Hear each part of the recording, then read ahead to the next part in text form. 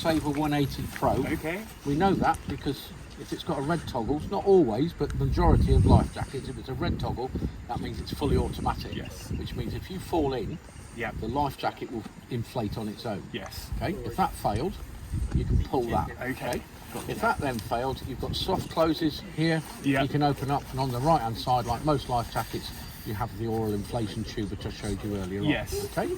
Right. So to put it on, so when we put the main buckle on, Yep. on here, as you can see, that's way too loose. Okay. Yes. So it should be a fist hand between your chest. Okay. And there. All right. So what we'll do is on the sides, is I can adjust these like Yep. that.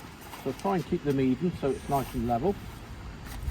Okay, is that about right there? Yes. Does that feel comfy? Yeah, I feel comfy. So that's about right there. Yes. And then I can slide these little straps around, and I can actually put it back through. Okay. So that stops it flapping around Got you. and in the way of you. Okay. Okay. So I'll do that one here as well.